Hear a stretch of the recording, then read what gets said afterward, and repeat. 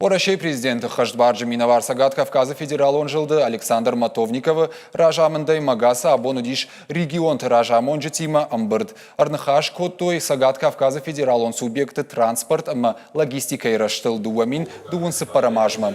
Амбырдыма архайтой России Федерации Сагат Кавказа путтакты фадыл министр Сергей Чеботарев.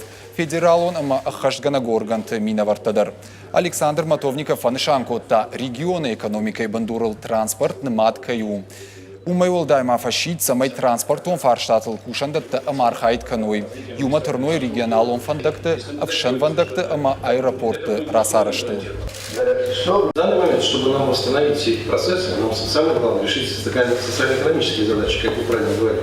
Федеральная трасса Ростов-Баку для нас, особенно на участке сейчас Дагестана, например, но и других, Орден-Балкарии, Осетии, там где это есть, это показательная вещь. Почему эта дорога нам важна? Смысл в том, что у нас дефицит ресурсной базы кадров специальных, медицинских, образовательных и прочих. Если мы это сделаем, то люди к нам поедут.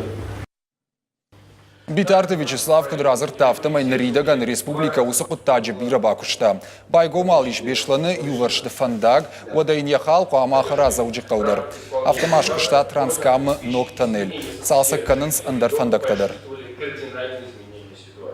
Действительно, за уходящий, за 2018 год очень много сделано по федеральным дорогам. Сегодня весь транспортный поток в Грузию, Армению, Иран, Турцию, Азербайджан следует по улицам спального района города Владикавказ. И что создает большие неудобства для жителей этого района города.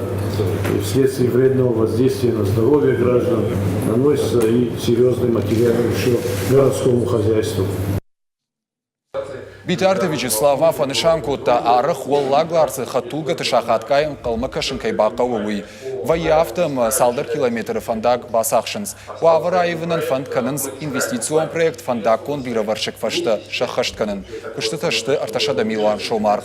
Машина танзыфажынзан лауан банатты. Адаман та фашымуат.